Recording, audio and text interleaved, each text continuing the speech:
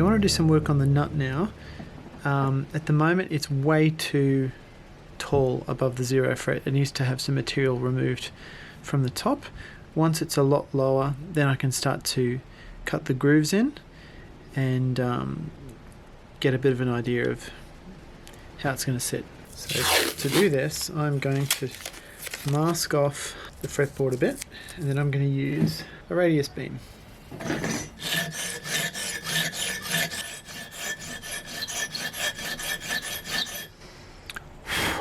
Okay, hopefully you can see here what I'm about to show you. Alright, I've got the nut down to a reasonable height now, so once I start cutting grooves in that, it should work. Here's what I'm concerned about though. I'm just going to move the nut to the side a little bit.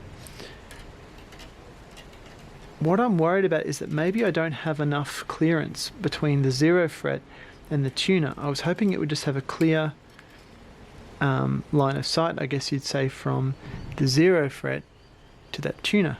As you can see though, it's sort of just grazing the edge of this the fingerboard here, the wooden ledge there. I don't want to change that angle because I've spent a long time curving that, and you know, it matches the back of the neck and all that. So I guess it just remains to be seen if that's going to become much of an issue. But there is some contact there. So one option I've got, maybe, is I could take a little triangular file of some kind and I could file a very small groove where each of the 6 strings leaves the nut, and you know, I'll make it look as pretty as I can. It'll be a design feature. Or I just let it kind of rub against the wood there and maybe it's fine. I'm just not sure yet. So that's an area of concern that I've got. But I'm going to have to keep an eye on that. I don't think I'm going to do anything about it right now. I'm just going to leave it as it is. Alright, I'm once again faced with the dilemma of what step should I take next. There's many possible options. Lots of things left to do on this neck. I need to drill bolts in the neck heel I need to drill holes for the bolts. I need to put the tuners in. I need to cut the nut slots, put finish on, but I think the very next step should be leveling the frets and recrowning them, which is a very complicated process, one that I've never done before, but I think that should be next. Okay, so in order to level the frets, I've got to use this thing here. It's called a slotted straight edge, and it's got little notches all the way along the bottom for the frets. And when I lay it down on my neck, actually it sits nicely like that, I can tell if the fingerboard is level. At the moment, it actually has a slight rock in it. You can also put a light behind this to sort of see through and see if there's any gaps. But at the moment I can clearly see that there is actually some back bow. So I put an Allen key in there and test my truss rod for the first time and straighten this out. So this is an exact version of the truss rod that's inside the neck, and if I put an Allen key in here, if I turn the Allen key in the clockwise direction, it causes the whole thing to concave. That's exactly what I want it to do inside the neck here. I want it to bring the neck into a concave shape, not a back bow. If I turn it anti-clockwise, then I get back bow, which is what the neck is already in. It's pretty good.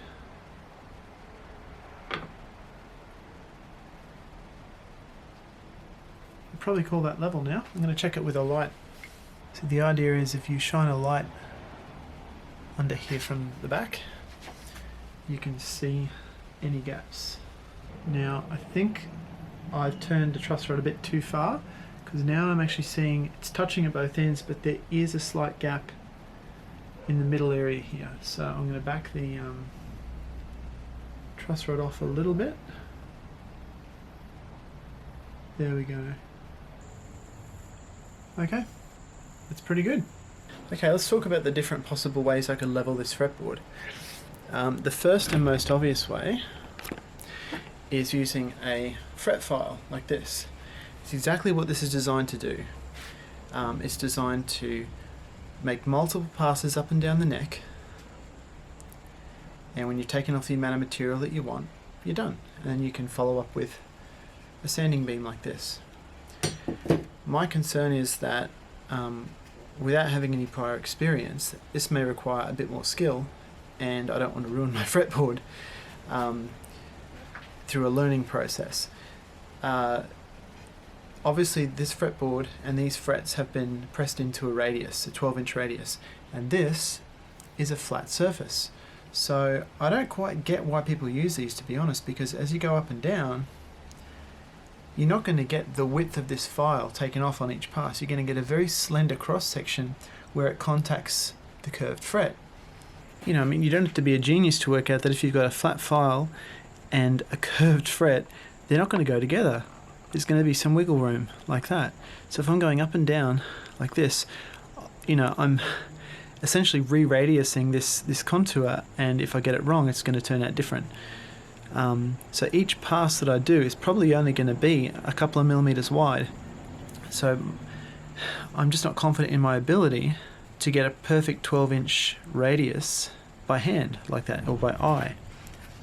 And to make matters worse, I'll probably end up with a compound radius because it's narrower at the top and wider down the back, and I'm probably likely to follow that contour and end up with a different radius at this end than I have at the top.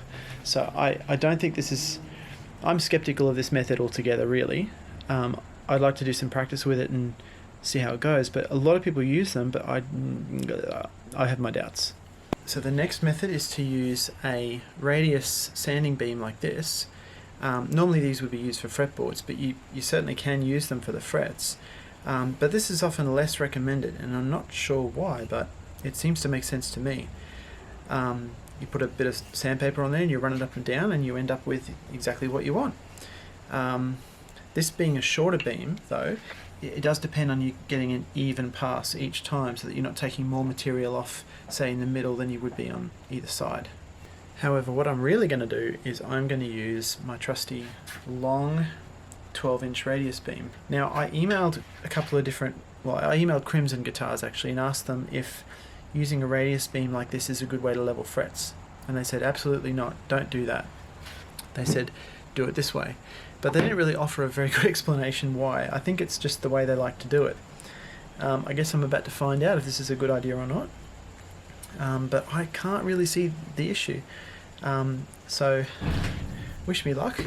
The plan is, once I've got these level, I'm then going to do what they call a slight fall away on the upper frets, and that's why I have this one. So I'm going to create remove slightly more material up here once I've got the rest of the frets where I want them.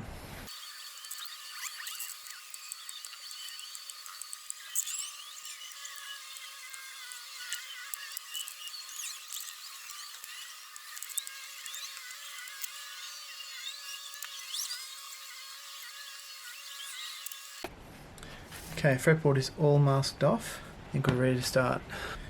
Next thing I'm going to do is use a Sharpie to draw on the top of each fret, and this will allow me to tell how much material is being removed. Okay, wish me luck.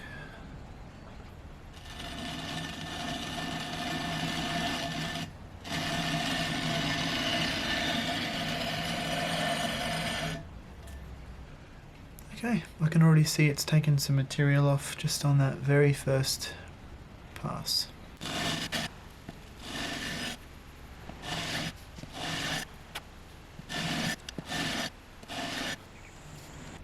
Yep, I can see material's being taken off all kinds of different places, so this is really evening out any unevenness in the frets, definitely. Also, if there's any kind of twist at all in the neck at this point, the beam should equalize that. So you can see here there's some black pen, and then this is an area where material's been removed. So anywhere you see black, silver is the area that's been removed.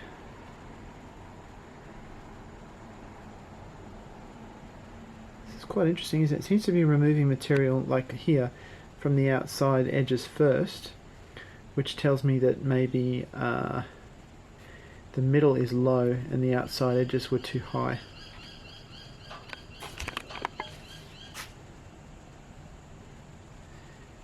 Yeah, so that, see, you can see here that this series of frets here are completely different to each other, which shows that you know, maybe when I'm pressing the frets in, they're not perfectly consistent with each other. Each one might be fine, but together they're not the same. So the 0 fret seems to be fairly consistent. In the end, the radius of the frets is the only radius that you're really going to feel when you're playing, because that's the bit that actually you're interacting with. You're not really interacting with the fretboard, because when you press the string it touches the fret and that's where it stops. So this is, you know, for all the radiusing that I've done so far, this is really the only bit that actually matters.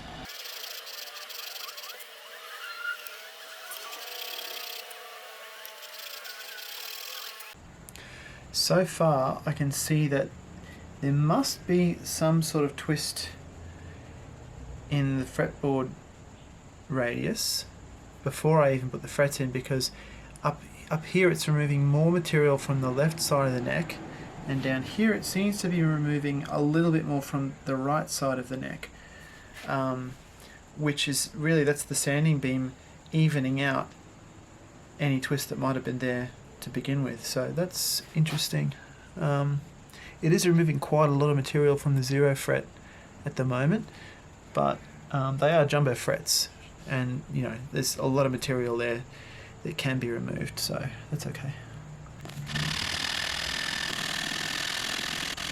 So I've taped off these section of frets, and I'm creating what's called fallaway in the last 5 frets. That's where you actually sand these ones down lower than the rest, so that up at this end of the fretboard the string can vibrate a little bit more freely without buzz.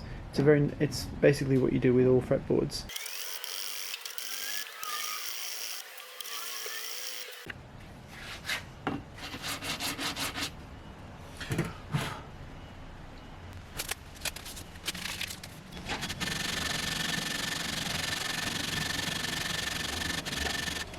Okay, just another update. So up this end of the neck we've got the black pen has well and truly been removed.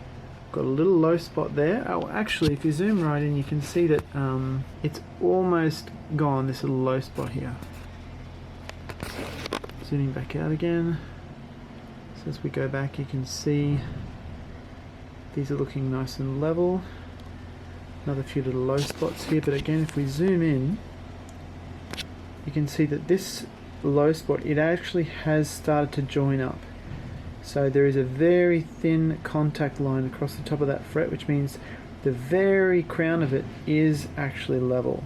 I might go a little further because I do have a few other little spots, like this one here still has a way to go.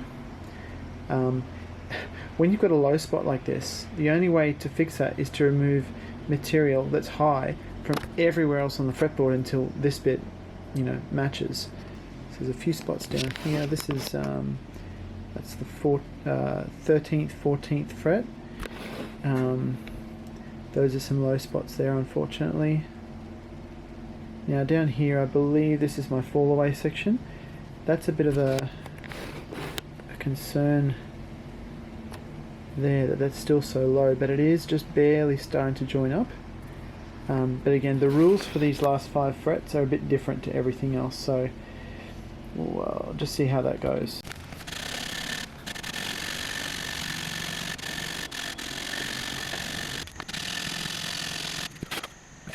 So some of these frets are, you know, reasonably straight and true, but the further we get towards the headstock, you can see that it starts to get wider on this side, wider and wider, like that, until we get to the 0 fret, which is very wide on this end and quite narrow at that end. So that's going to be quite a lot of work to reshape that, especially because these are stainless steel frets.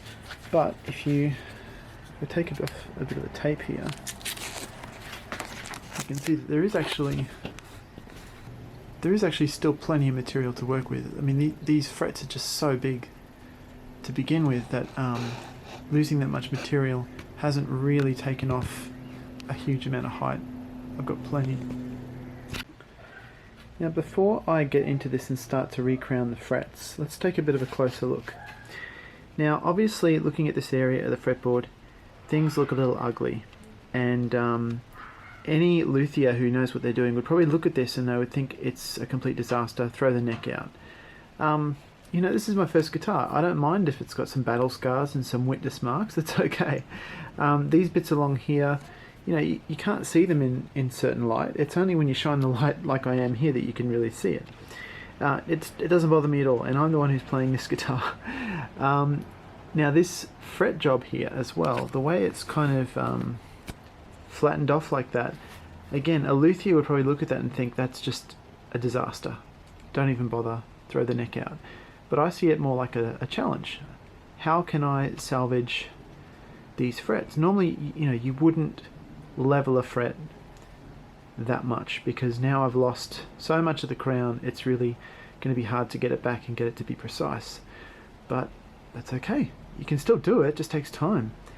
And some frets are worse than others. But you know, you might try and build your first guitar and end up with the same problem. And you may look at this video and find some things that help you. And this is all a learning experience, so let's get into it. So if we take a close look here from the side, you can see that the flat spot on top lines up pretty much symmetrically with the fret tang.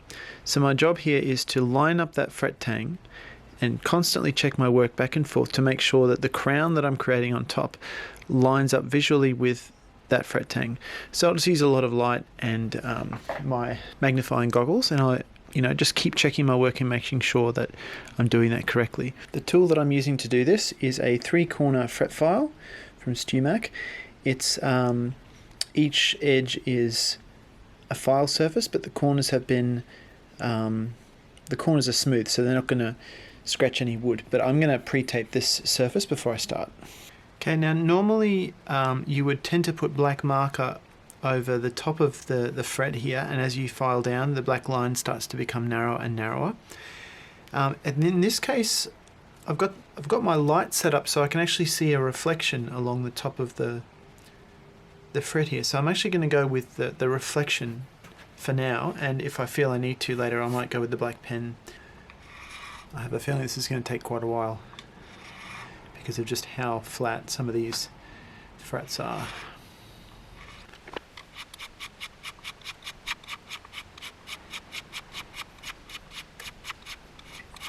Okay, I've been at this for, I don't know, what feels like half an hour, and I've definitely narrowed the fret crown area down. It's much narrower and more consistent. You can see it's not as wide on the edges as it was, like, you know, you can see by that reflection that it's kind of more consistent all the way along its length. So I think I'm going to switch to black pen now and really try and finish this one off.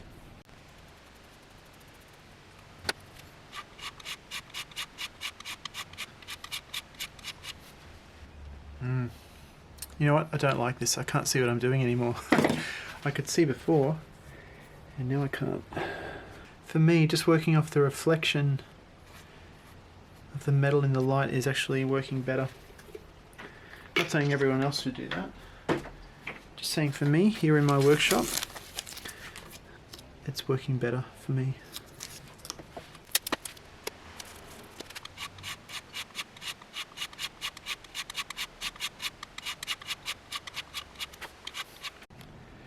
Alright, I'm pretty happy to sign off on this fret for now. So let me show you what I can see here. The new crown follows the placement of the tang. They line up perfectly, and if you look, I mean, from there it kind of looks like I've made a very wide crown. But if you look from above, you can see it's actually fairly narrow and consistent all the way along. And there on the other side, you can see that it once again lines up with that fret tang. Now honestly, this fret took me about an hour and a half because I was going slow and I didn't really know what to do. The next ones I'm hoping will speed up because I don't want to spend weeks just to get to there.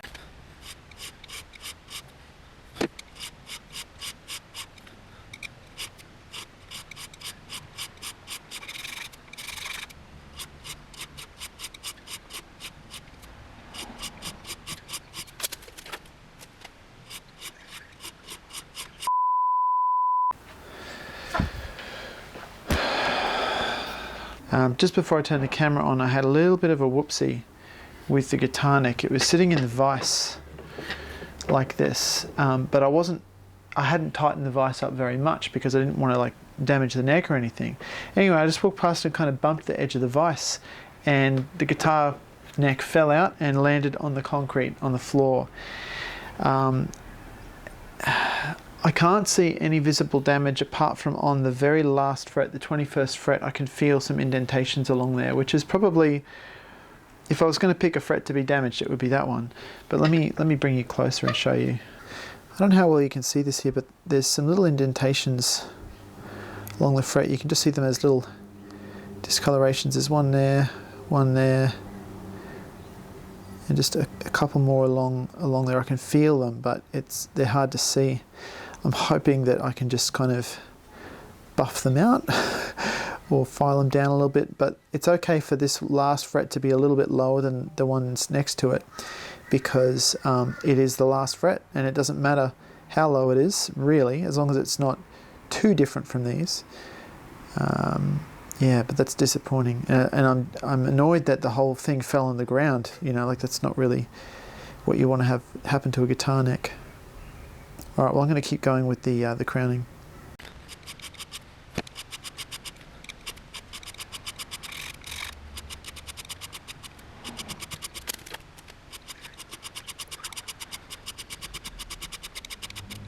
Okay, so now we come to the final one, the 0 fret. And I just want to point out, this is the one that copped it the worst in terms of flat spots. You can see here just how significant the flat spot is on this end of the fret compared to almost nothing up the other end.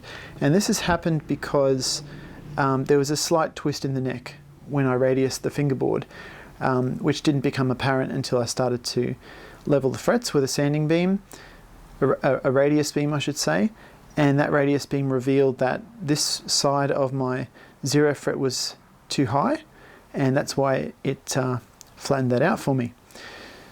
That's not really a problem, but if a luthier took a look at that, they'd probably just say it's unacceptable, throw the whole neck in the bin. I'm not a luthier, I'm just a dude on YouTube trying to make my first guitar, so I've got to make the best of this.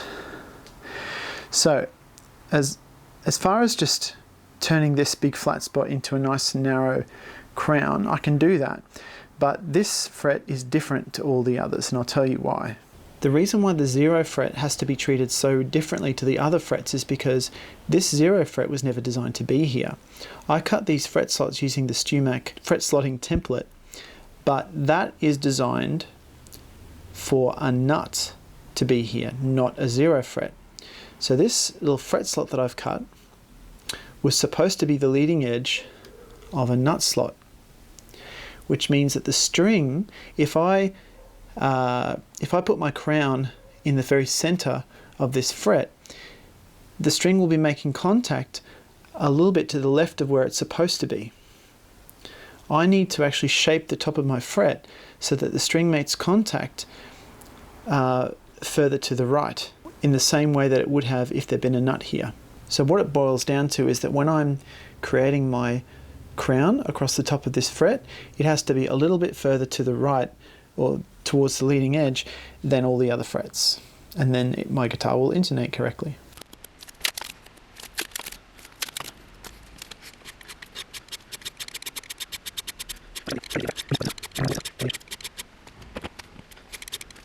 Okay, so this is a normal fret. You can see how the crown I've made on the top of the fret is centered to the tang. And this is the 0 fret, and you can see how the crown of the fret is asymmetrical. It's been shaped towards the leading edge of the tang.